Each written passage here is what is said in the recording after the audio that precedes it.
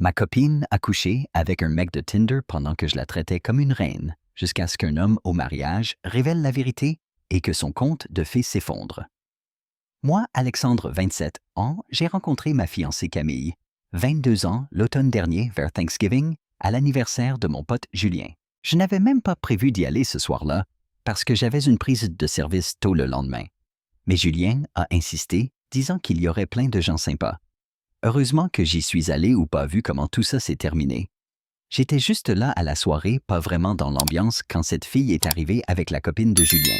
Elle était magnifique, pas dans le style fausse influenceuse Instagram, mais vraiment jolie naturellement avec de grands yeux verts et un sourire qui m'a littéralement fait oublier ce que j'étais en train de dire. Quand Julien nous a présentés, on a fini par discuter dans la cuisine pendant près de 3 heures. Cette nuit-là, ça a tout de suite collé. Elle était super intelligente, bossait dans une agence de marketing à Paris, adorait les podcasts de true crime comme moi, et avait ce rire un peu ringard que je trouvais bizarrement mignon. À la fin de la soirée, je savais qu'il fallait que je la revoie. J'ai pris mon courage à 2 mains et j'ai demandé son numéro. Elle me l'a donné tout de suite, sans jouer de jeu. Le lendemain, je lui ai envoyé un message. J'ai attendu l'après-midi pour ne pas paraître désespéré et je lui ai proposé un café ce week-end. Elle a dit oui. Et ce premier rendez-vous était aussi bien que notre discussion à la soirée. Je me souviens m'être dit « Ne gâche pas ça, Alexandre. Cette fille pourrait être spéciale. » Dès le début, j'étais sérieux avec elle. Je ne suis pas du genre à papillonner. J'ai 27 ans, j'en ai fini avec les histoires. Sans lendemain, je veux quelque chose de vrai, tu vois. Au deuxième rendez-vous, je lui ai carrément dit que je ne voyais personne d'autre et que je n'en avais pas l'intention. Elle avait l'air vraiment contente et m'a dit qu'elle cherchait aussi du sérieux.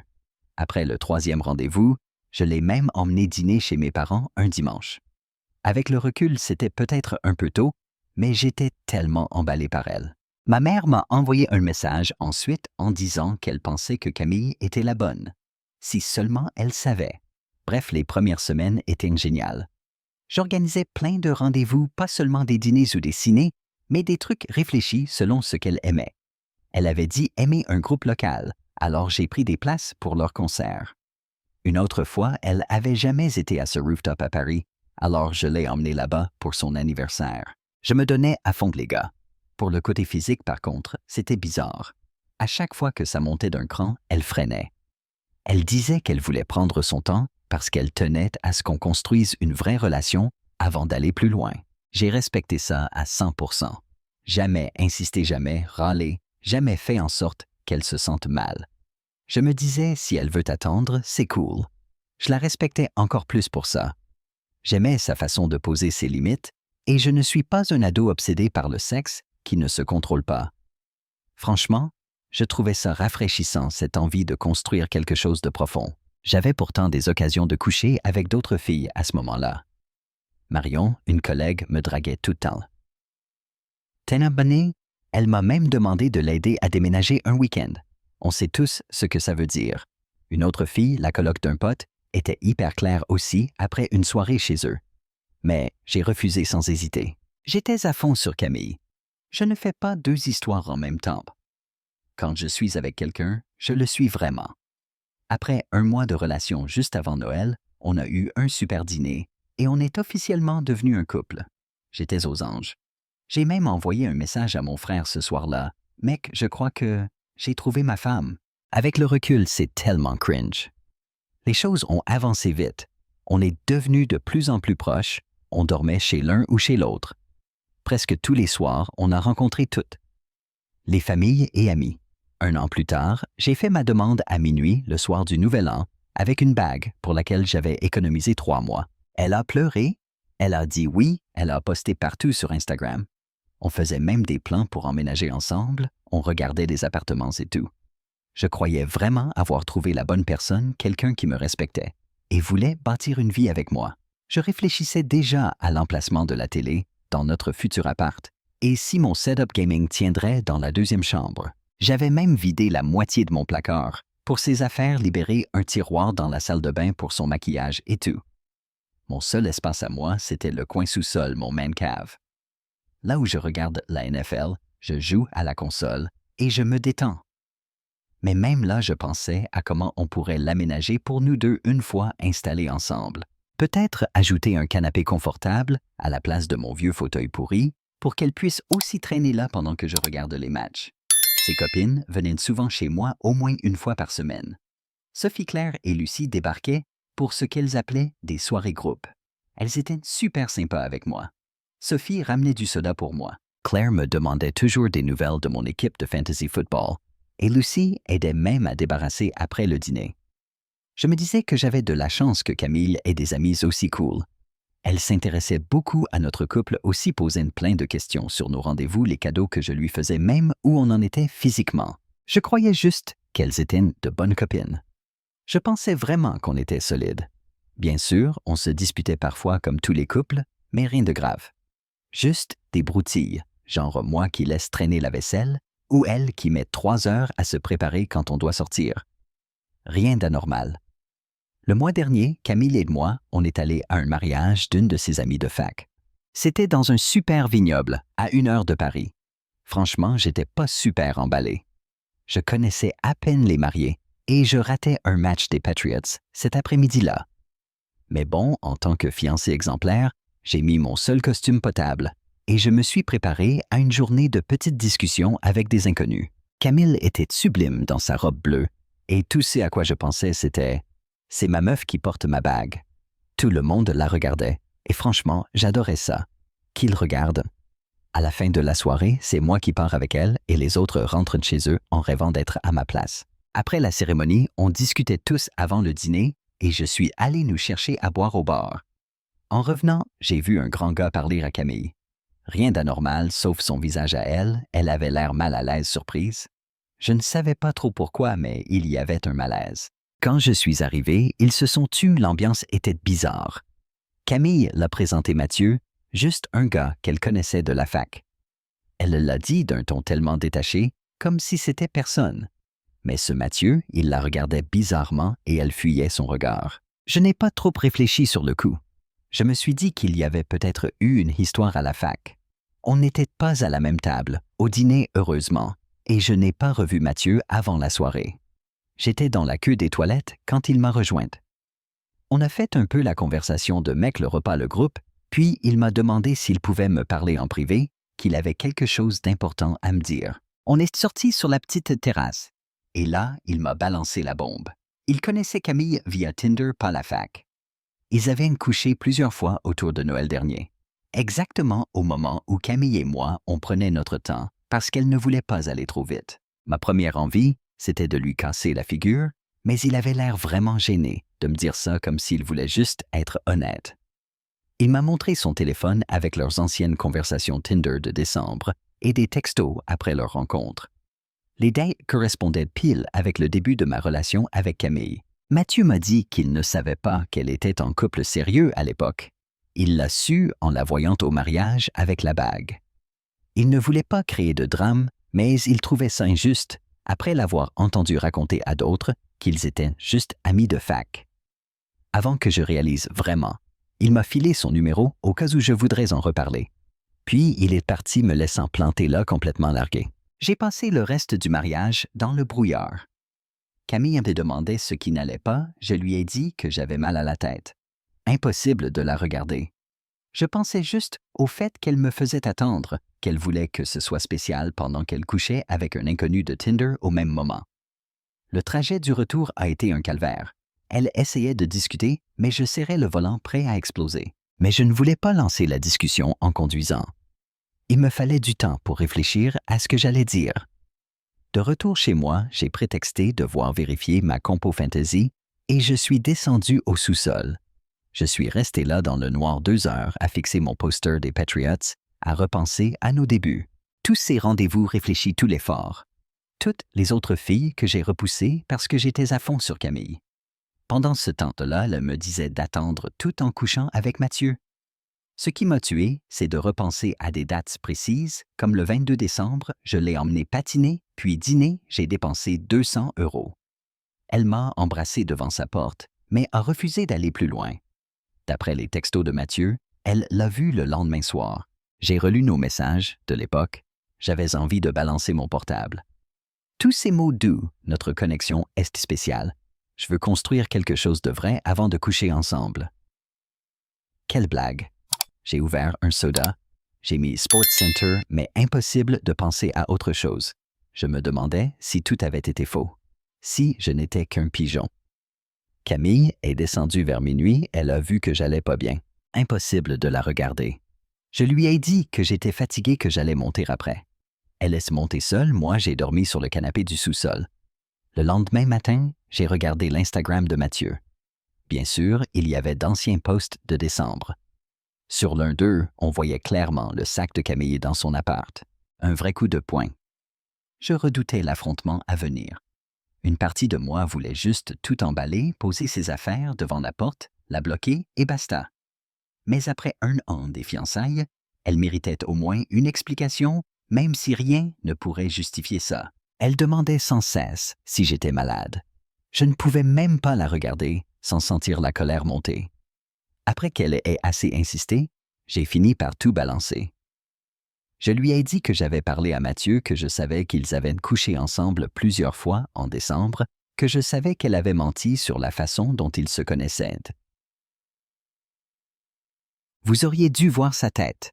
On voyait son cerveau calculer la meilleure réponse en direct.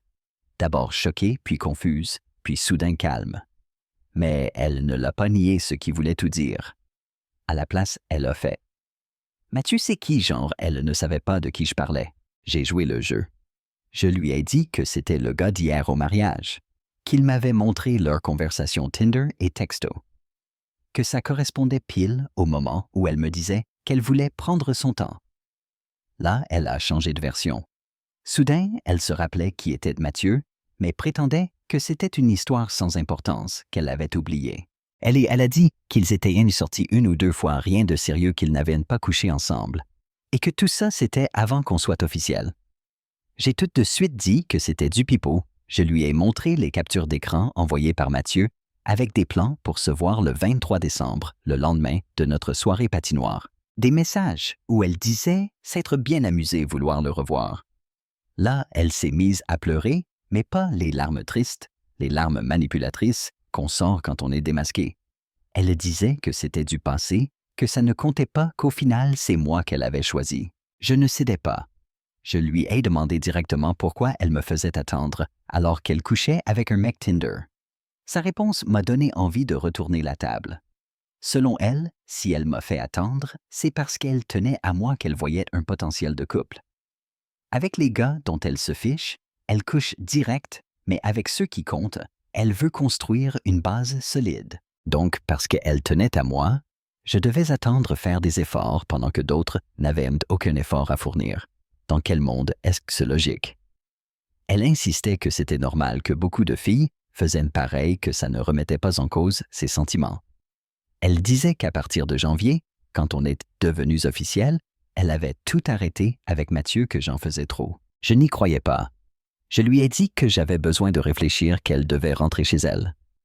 Elle pleurait, suppliait que je ne la quitte pas pour un truc aussi ancien avant qu'on soit ensemble officiellement. Je répétais que j'avais besoin d'espace jusqu'à ce qu'elle parte enfin. Dès qu'elle est sortie, je suis retourné dans mon sous-sol, j'ai appelé malade au boulot le lendemain. Je n'arrêtais pas de repenser à nos débuts. À cette fille de la compta qui m'avait invité chez elle après la soirée de Noël que j'avais refusée. À tout l'argent mis dans nos rendez-vous pendant que Mathieu couchait avec elle pour 3 verres. Plus j'y pensais, plus j'étais en colère. Ce n'était même pas le fait qu'elle ait vu quelqu'un d'autre au début.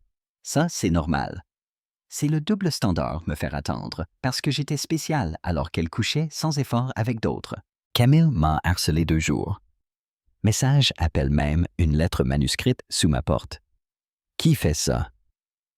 Elle disait qu'elle était désolée, qu'elle aurait dû être honnête, mais qu'on ne devait pas tout gâcher pour ça.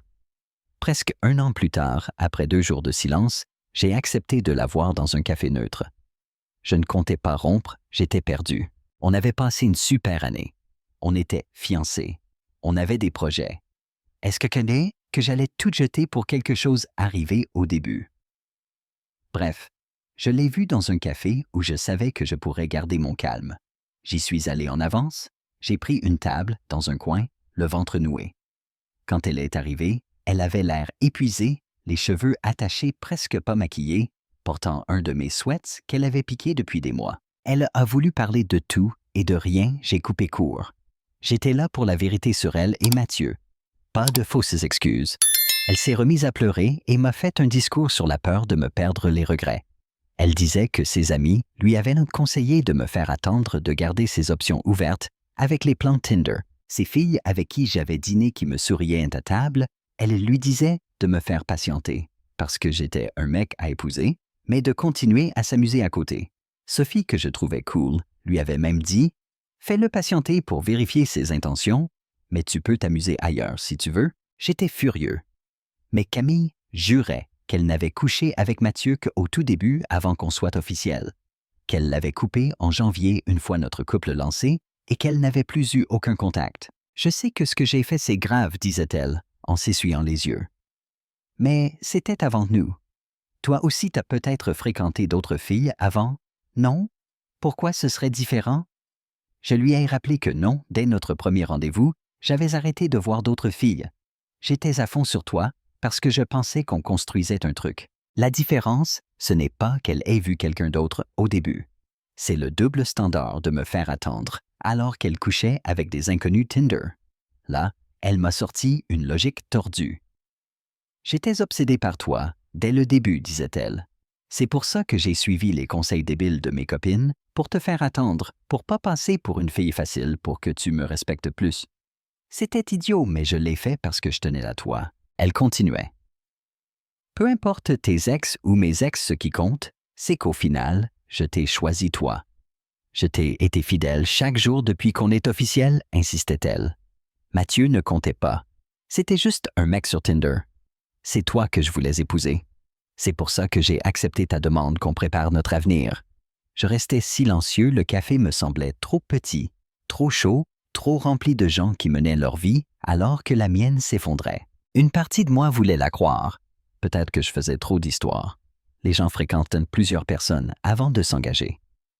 Est-ce que j'allais vraiment tout détruire pour ça? Mais une autre partie ne pouvait pas oublier que notre relation était basée sur un jeu de manipulation. Il fallait que je sache s'il y avait autre chose. Il y a autre chose à me dire. J'ai demandé tout ce que je dois savoir sur toi et Mathieu. Parce que si j'apprends plus tard qu'il y a d'autres choses, c'est fini. Elle m'a regardé dans les yeux. Je t'ai tout dit. Mathieu et moi, c'était quelquefois en décembre. Dès janvier, plus rien, je t'ai été fidèle à 100%. Je te le jure sur ma vie. Je lui ai dit que j'avais besoin de réfléchir, que je ne rompais pas tout de suite, mais que je n'étais pas sûr de pouvoir passer outre. Elle avait l'air soulagée, croyant peut-être avoir encore une chance.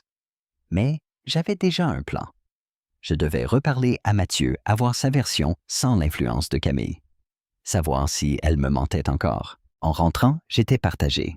J'exagérais peut-être, mais j'avais ce mauvais pressentiment. De retour dans mon man cave, je fixais le vide incapable de suivre le match NFL à la télé. Mon téléphone s'allumait sans cesse, c'était elle. J'ai ignoré. À la place, j'ai envoyé un message à Mathieu Faux qu'on parle. J'ai eu plus d'infos de Camille. Je veux ta version. Il a répondu direct. Je m'en doutais.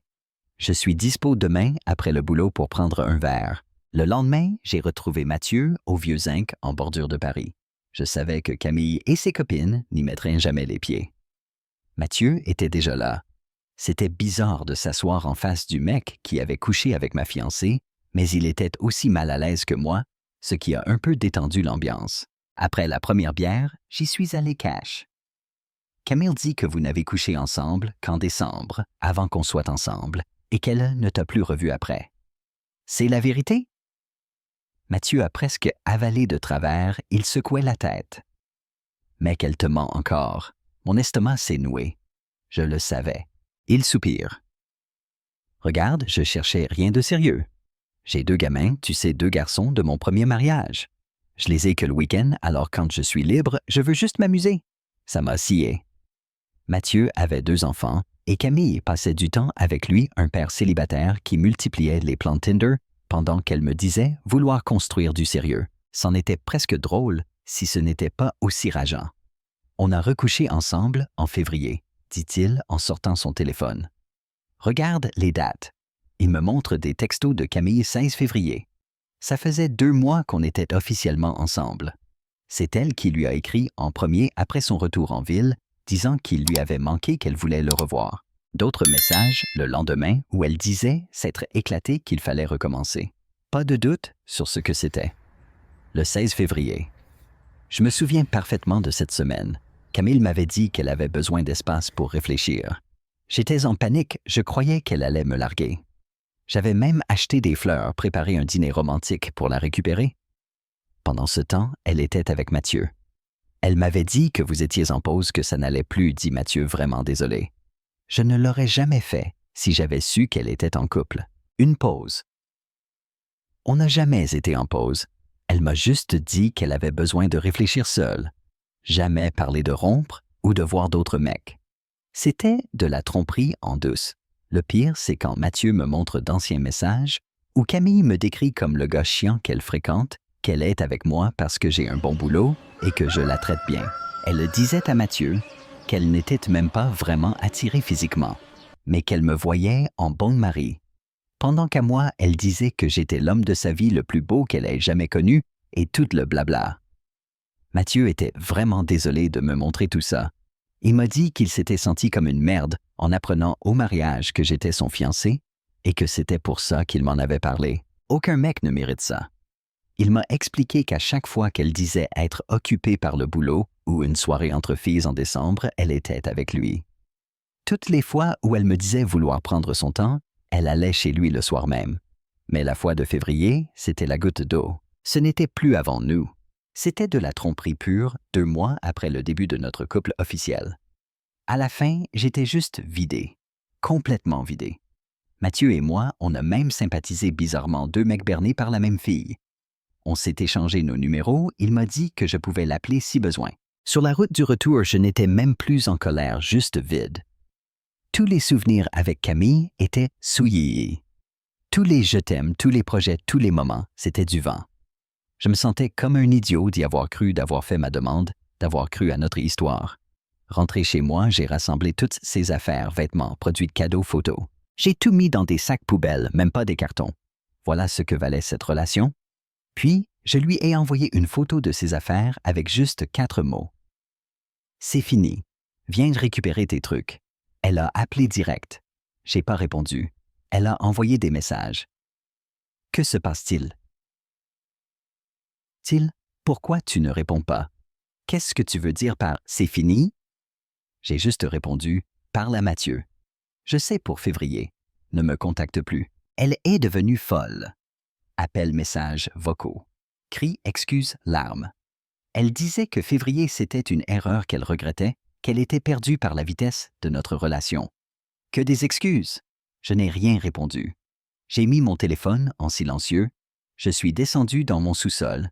J'ai mis un matchbook, un soda. Pour la première fois depuis des jours, j'étais en paix avec ma décision.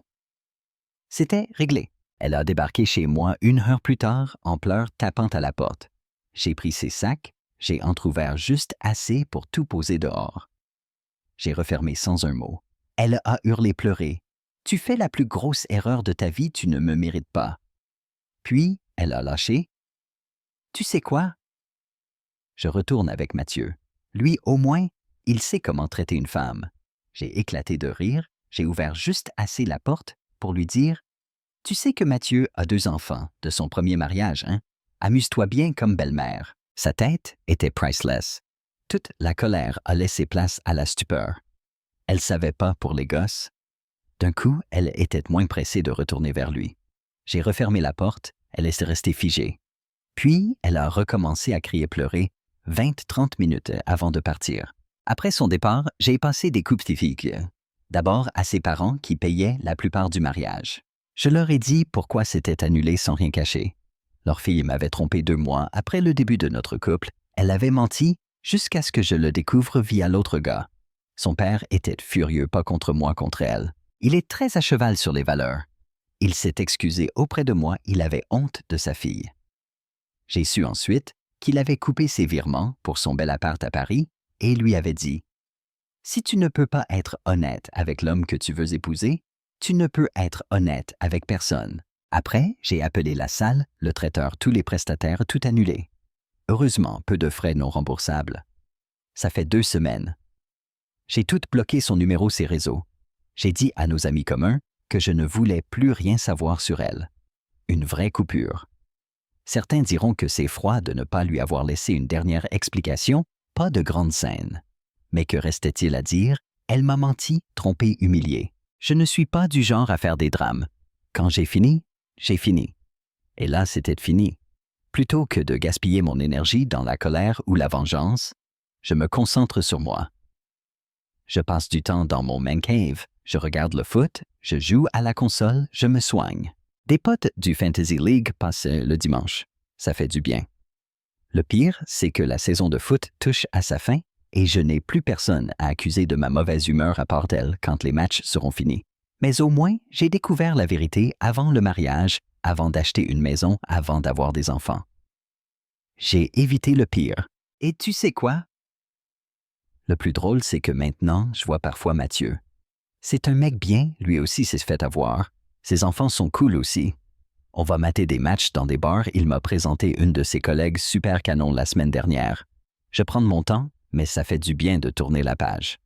Camille déteste qu'on soit amis, ça me fait encore plus plaisir. Elle vient de me voir au boulot parfois pour s'expliquer, mais j'en ai fini avec ces histoires. Certains demandent si Mathieu et moi sommes amis. Oui, on se voit de temps en temps. C'est un mec bien, il s'est fait avoir comme moi. Ses enfants sont cool aussi. Oui, j'ai appris qu'il avait 2 enfants d'une précédente relation. Camille déteste qu'on traîne ensemble et ça rend l'histoire encore meilleure.